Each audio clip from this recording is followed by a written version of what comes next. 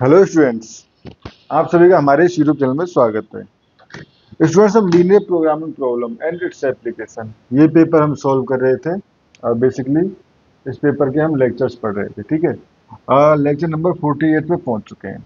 Students, अगर आपको Delhi university के किसी भी मैथमेटिक्स के पेपर के जो भी, चाहे वो आपको बीएससी प्रोग्राम में हो, बीएससी ऑनर्स में हो, या आपको वो किसी जेनरिक सब्जेक्ट हो, ठीक है, या आपको जैसे इकोनॉमिक्स में कुछ मैथमेटिक्स के पेपर होते हैं, कॉमर्स में कुछ मैथमेटिक्स के पेपर होते हैं, उनके सॉल्यूशंस चाहिए तो आप प्लेलिस्ट जाके चेक कर सकते हो।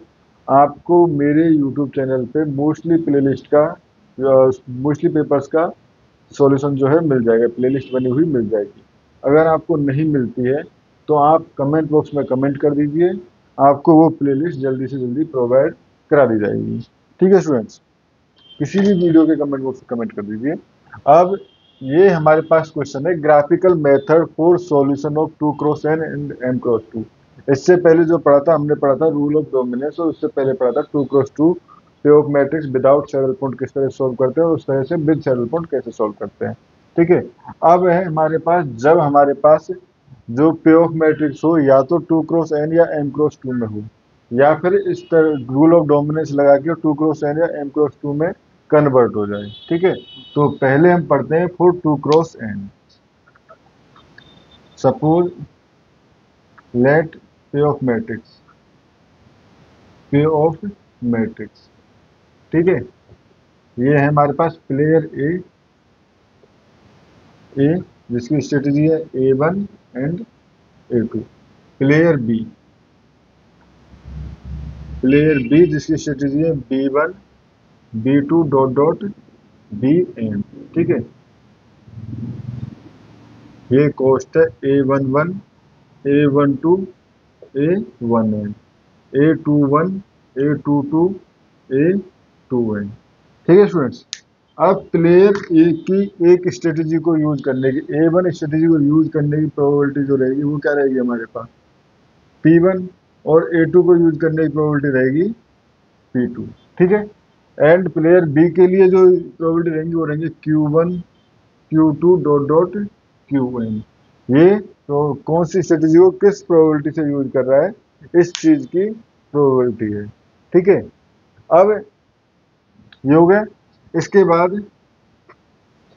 इफ प्लेयर, तो एक हम टेबल बना लेते हैं। ठीक है, प्योर स्ट्रेटेजी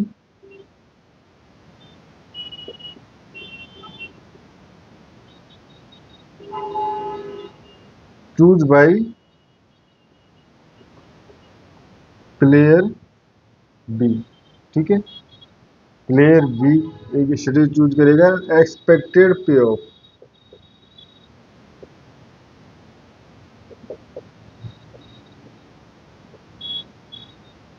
फॉर प्लेयर ए।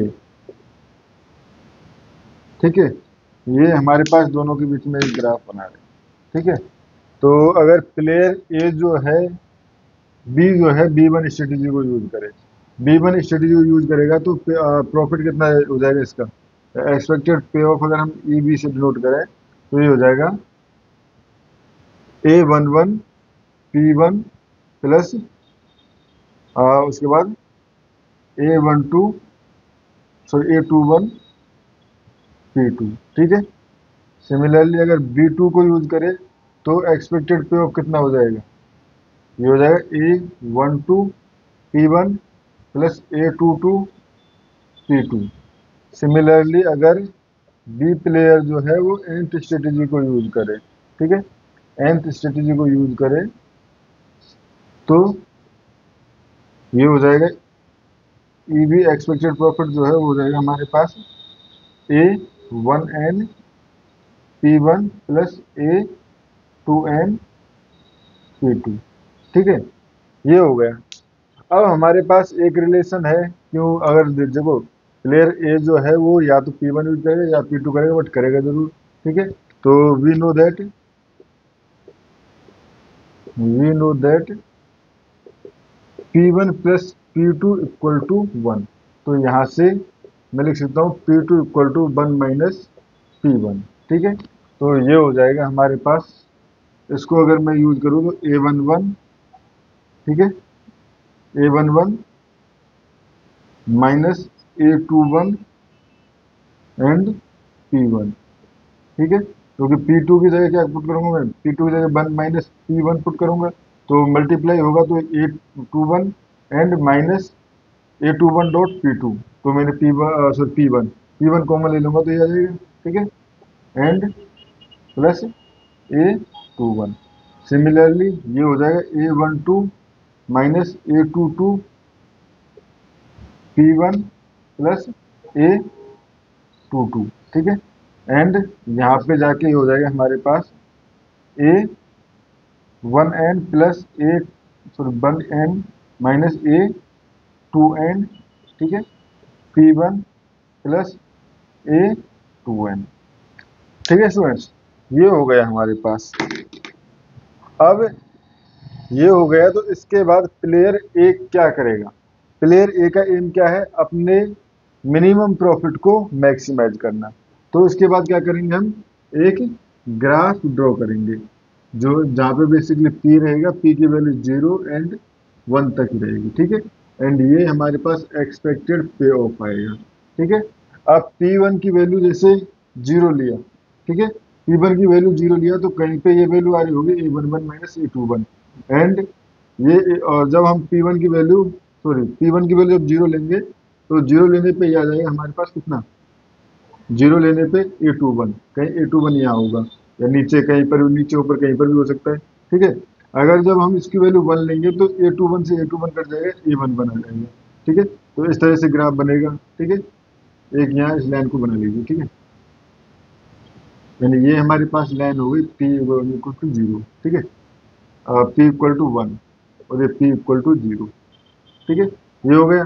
हो सकता है दूसरे का ग्राफ कुछ इस तरह से बने, तीसरे का ग्राफ इस तरह से बने, चौथे का ग्राफ इस तरह से बने, ठीक है, पांचवें ग्राफ हो सकता है इस तरह से बने, ठीक है। और इसको मैं चलो थोड़ा सा चेंजेस के लिए चलो ऐसे बने, ठीक है, पॉसिबिलिटी है, ठीक है। अब प्लेयर ए क्या करेगा, अपनी मिनिमम बाउंड्री यानी लोएस्ट बाउंड्री को चूज करेगा इसके अंदर। तो लोएस्ट बाउंड्री कौन सी बनेगी, जो भी बेसिकली कट पॉइंट तो लाइन जो है वो कहीं पर होकर भी जा रही होंगी, बट मिनिमम जो सबसे स्मॉलेस्ट बाउंड्री होगी वो सबसे नीचे वाली बाउंड्री, यानी ये बाउंड्री, ये बाउंड्री एंड ये बाउंड्री, ठीक है, यानी इस बाउंड्री को वो चूज करेगा। अब इसमें चूज करेगा वो मैक्सिमम पॉइंट जो सबसे, इस बाउंड्री में वो पॉइंट जो सबसे ऊपर है, ठीक है, वो पॉइंट जो सबसे ऊपर है, जिस पॉइंट पे वैल्यू निकलेगी वो हमारे पास ईवी यानी एक्सपेक्टेड प्रॉफिट आ जाएगा, और जो पॉइंट आएगा वो ऑप्टिमल सॉल्यूशन, एंड जो वैल्यू आएगी वो एक्सपेक्टेड पे ऑफ आ जाएगा, ठीक है। अब एक एग्जांपल की हेल्प से इसको समझ लेते हैं, ठीक है।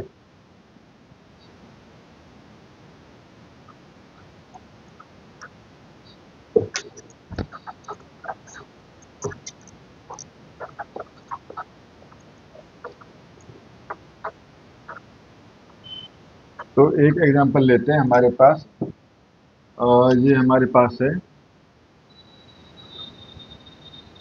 फर्स्ट एंड सेकंड स्ट्रेटेजी है फॉर ए के लिए, एंड बी के लिए है हमारे पास strategy first, second, third and fourth, ठीक है। ये दोनों प्लेयर्स के लिए डिफरेंट डिफरेंट स्ट्रेटेजी अवेलेबल है, ठीक है। इनकी कॉस्ट जो है वो है 1, 2, 3, 5, -3, 4, 7, -6, ठीक है स्टूडेंट्स। तो पहले सबसे पहले जब आप सॉल्व करना चालू करोगे तो वही मिनिमम या मैक्सिमम देखोगे, ठीक है। अगर मिनिमम वैल्यू देखें तो इधर हमारे पास आ जाएगा मिनिमम वैल्यू यहाँ पे -3 और यहाँ पे -6, मैक्सिमम वैल्यू देखें तो यहाँ आ जाएगा 2, यहाँ 5, यहाँ 4 एंड 7। तो मिन मैक्स, क्योंकि इसका मिनिमम क्या आएगा 2 और इसका maximum -3, min max minimum max mini max not equal to maximum, ठीक है। तो इस तरह तो हम जा नहीं सकते। उसके बाद क्या करना है स्टूडेंट्स, हमें ट्राई करना है कि कोई रो या कोई कॉलम जो है वो डोमिनेट हो जाए, ठीक है, कोई कॉलम या रो डोमिनेट हो जाए। तो अगर मैं देखूँ यहाँ पे 3 एंड 5 एंड 1 एंड 2 कंपेरिजन करूँ तो 3 बड़ा है, 5 बड़ा है, ठीक है, 3 बड़ा है, 5 बड़ा है। तो इस कंडीशन में प्लेयर ये जो है हमारे पास V जो है वो कभी भी इसको चूज नहीं करेगा। ठीक है, अगर हम लें सपोज इनकी प्रोबेबिलिटी ले रहे हैं P1 P2, ठीक है, Q1 Q2 Q3 Q4, ठीक है। तो डायरेक्टली बाय जो प्रीवियस रूल में जैसे हमने रूल ऑफ डोमिनेंस लगाया था, तो यहाँ पे भी कह सकते हैं सिंस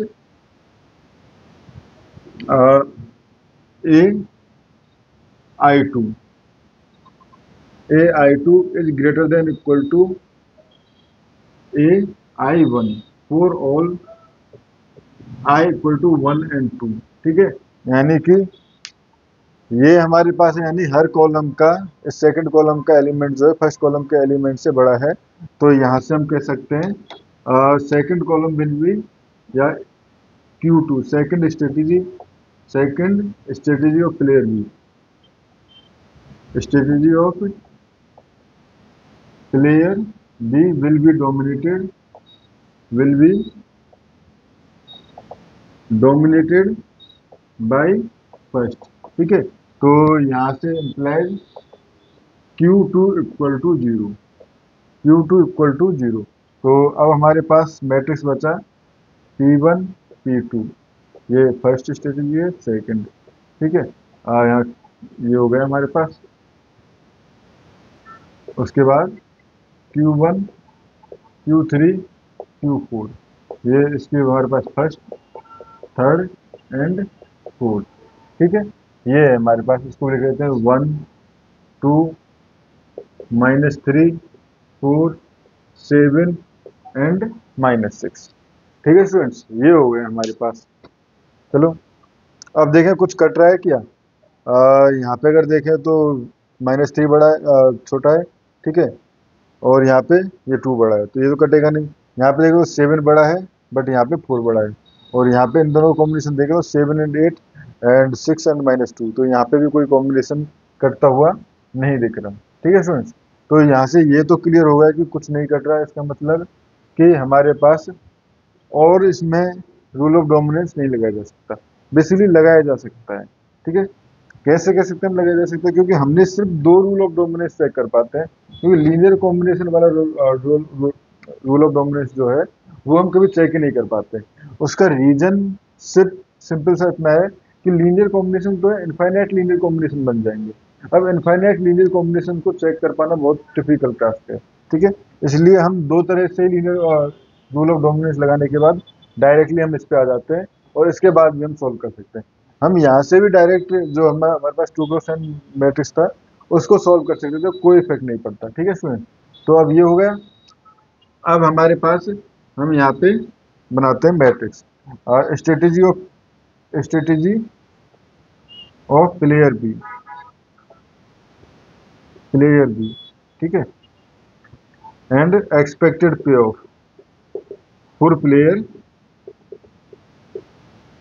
ए, ठीक है, expected payoff for player ए।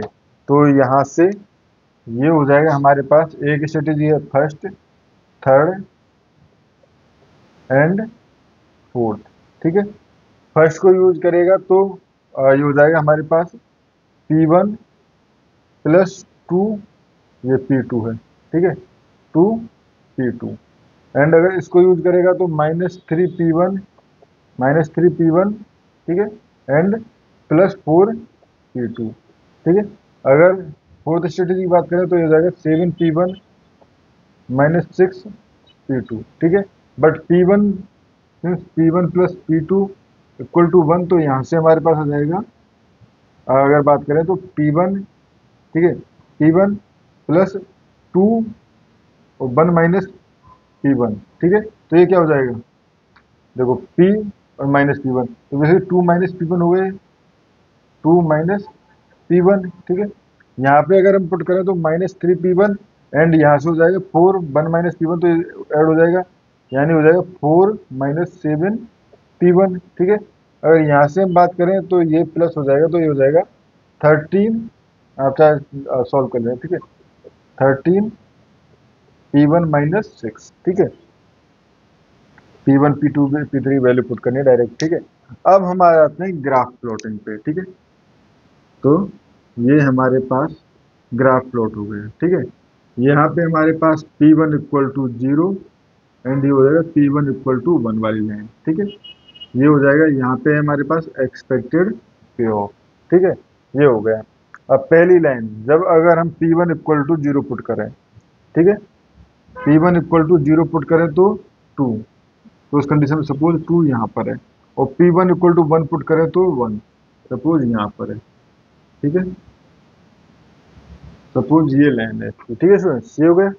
उसके बाद इसमें अगर P1 इक्वल टू 0 पुट करें, P1 इक्वल टू 0 पुट करें तो 4, सपोज 4 यहाँ है, एंड P1 इक्वल टू अगर हम 1 पुट करें तो -3, यानी कि -3 सपोज यहाँ है, ठीक है, -3। तो इन दोनों लाइन्स को मिला दीजिए, ठीक है। ये हो गया, ये हमारे पास फर्स्ट, ये थर्ड, ठीक है। इसको मैंने फर्स्ट दे लिया, इसको थर्ड एंड इसको फोर्थ, क्योंकि स्ट्रेटेजी के अकॉर्डिंग दे रहा हूँ, ठीक है। ये हो गया। एंड इसको अगर P1 इक्वल टू, इसमें P1 इक्वल टू अगर मैं 0 पुट करूँ तो ये आ जाएगा -6, यानी कि कहीं इधर इधर आएगा नीचे कहीं -6, ठीक है। एंड P1 इक्वल टू अगर मैं 1 पुट करूँ तो ये आ जाएगा 7, ठीक है। तो 7 कहाँ आएगा, इधर, तो इधर ऊपर, ठीक है, क्योंकि यहाँ फोर्थ लिया था हमने, तो 7 कहीं यहाँ पे आएगा, ठीक है स्टूडेंट्स। तो इस लाइन को मिलाने वाली लाइन जो है वो हो जाएगी हमारे पास किस तरह से, सपोज ये लाइन है, ठीक है, ठीक है। अब हमारे पास जो बेसिकली ये रफ डायग्राम है, तो ये हमारे पास डाउट का पॉइंट आता है, यानी कि ये पॉइंट हमारे डाउट का किस तरह आता है कि ये पॉइंट जो है इधर से कट कर रहा है या इधर से कट कर रहा है, ठीक है। बट वो कोई दिक्कत नहीं है, वो कट पॉइंट हम निकाल लेंगे, ठीक है। ये हो गया, इस पार्ट को मैं रिमूव कर देता हूँ। ये जो डाउट आता है इसमें सिर्फ रफ डायग्राम में आता है, ठीक है। तो ये वाली चीज़ें जो डाउट वाली सेक्शन हो वो हमेशा ध्यान रखना है, ठीक है। तो उसको हम क्लियर भी कर लेंगे, उसकी कोई बड़ी बात नहीं है। अगर हम देखें, ये हमारे पास फोर्थ लाइन थी, ठीक है। तो कट पॉइंट ऑफ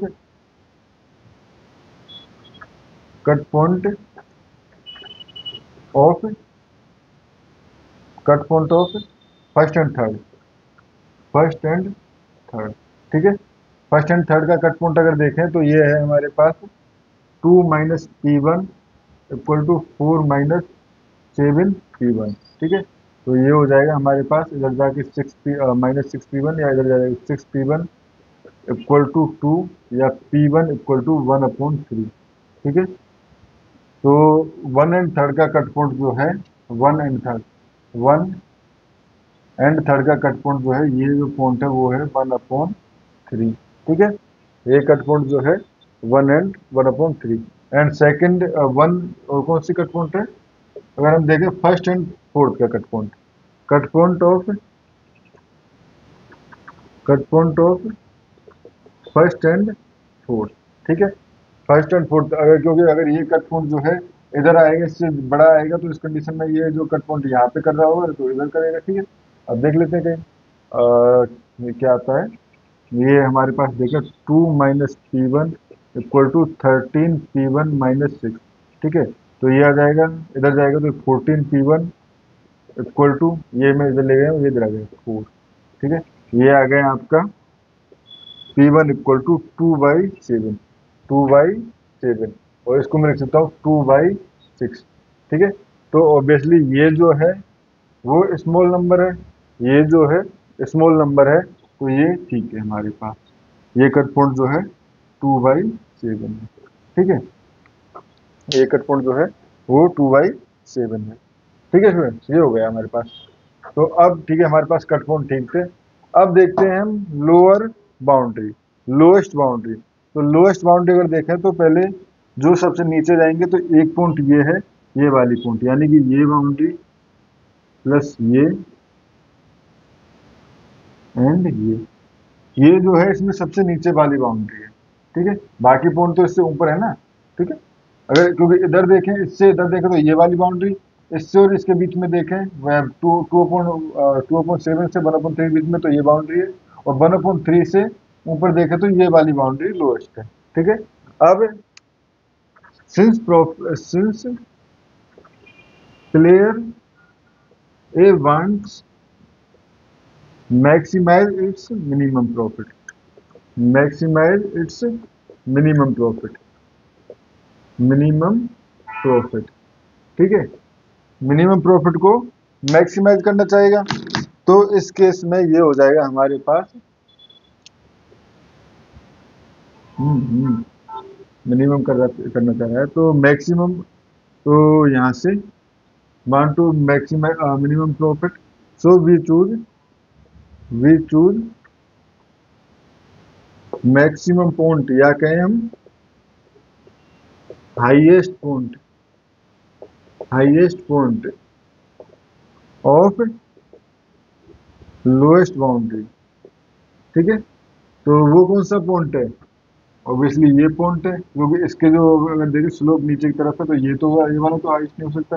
ये पॉइंट है जो कि हमारे पास किससे आ रहा है, one and sorry four and one के कट पॉइंट से, which is occur due to one and four, ठीक है। And hair P1 equal to क्या था हमारे पास, 2/7, क्योंकि अभी तो सॉल्व किया था फर्स्ट और फोर वाला, तो ठीक है। तो वहां से P1 इक्वल टू 2/7, ठीक है। एंड EB, तो EB अगर हम निकालना चाहें तो इसमें से EB हो जाएगा हमारे पास, EB हो जाएगा हमारे पास यहाँ से। स्टूडेंट्स, इस क्वेश्चन में थोड़ी सी मिस्टेक हुई है हमसे, जो मिस्टेक जब हम वेरीफाई कर रहे थे कि कट पॉइंट कहाँ से बनेगा, तो जब हम कर रहे थे 2 - P1 in first and third का कट पॉइंट, जो कि 13 - 6, ठीक है, P1 था, ठीक है। तो यहाँ से हो जाएगा 14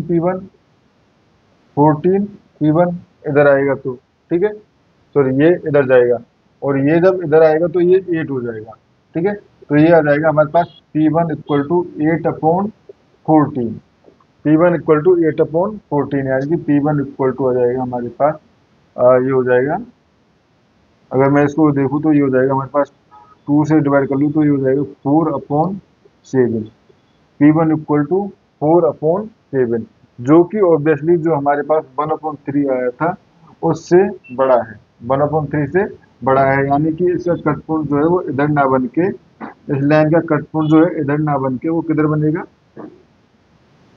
इधर बनेगा, ठीक है। इस तरह से कट पॉइंट बनेगा। ये रफ डायग्राम था, तो इसलिए इसमें कंफ्यूजन होना स्वाभाविक है, ठीक है स्टूडेंट्स। इसका कट पॉइंट जो है वो इधर बनेगा। अब जब कट पॉइंट इसका इधर बना है, तो अब फिर से एक बार रिवाइज कर लेते हैं। वही हमारे पास कॉन्सेप्ट सेम है, कॉन्सेप्ट में कोई चेंज नहीं है। ये हमारे पास मिनिमम लोएस्ट बाउंड्री है, बट इसका मैक्सिमम पॉइंट है, अब ये पॉइंट है। मैक्सिमम पॉइंट जो है वो ये वाला पॉइंट है, जो कि आया है हमारे पास किससे आया है, 4 एंड थर्ड से, which is occur by 3rd and 4, ठीक है। 3rd and 4 से अकर हुआ है। स्टूडेंट्स, कॉन्सेप्ट में कोई मिस्टेक नहीं, कैलकुलेशन में मिस्टेक हो सकती है, ठीक है। 3rd and 4th के उससे कट पॉइंट से आया, तो 3rd and 4th का कट पॉइंट, ठीक है।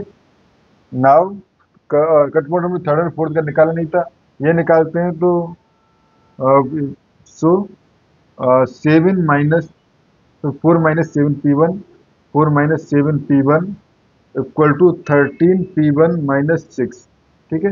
ये हो जाएगा हमारे पास, ये हो जाएगा हमारे पास, ये इधर आएगा तो आ जाएगा हमारे पास 10 P1, 10 P1 ये इधर गया, equal to 20, sorry 10 equal to, ये इधर गया 10 इक्वल टू, ये हो जाएगा 20 P1, या P1 equal to 1/2, P1 equal to 1/2, तो P2 इक्वल टू क्या जाएगा, 1 - P1, तो 1/2, ठीक है।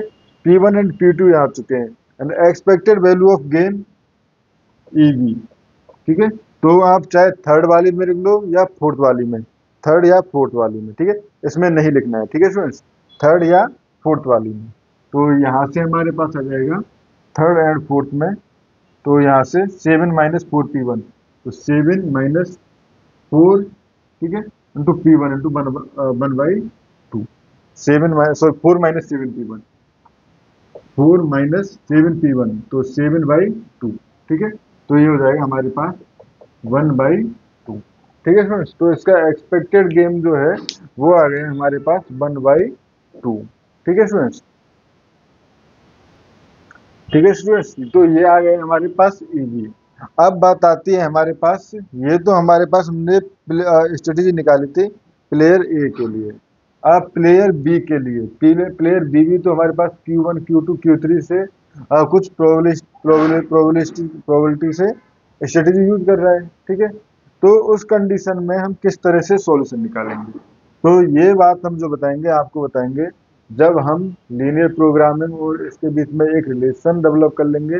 रिलेशन डेवलप करने के बाद मैं बताऊंगा कि किस तरह से सॉल्यूशन जो है, ये जब सॉल्यूशन आ गया उसके बाद हम Q1 Q2 Q3 जो वैल्यूज हैं, यानी बी के लिए जो हमारे पास प्रोबेबिलिटी है उनका सॉल्यूशन डायरेक्टली निकाल सकते हैं। अभी के लिए यहाँ पे सिर्फ हमने प्लेयर ए के लिए प्रोबेबिलिटी निकाली है और वैल्यू ऑफ गेम निकाला है, लेकिन प्लेयर बी के लिए हमने नहीं निकाला है। ठीक है, ठीक है स्टूडेंट्स, अब इस वीडियो में इतना ही। नेक्स्ट वीडियो में पढ़ेंगे M x 2 गेम्स को किस तरह से सॉल्व करते हैं।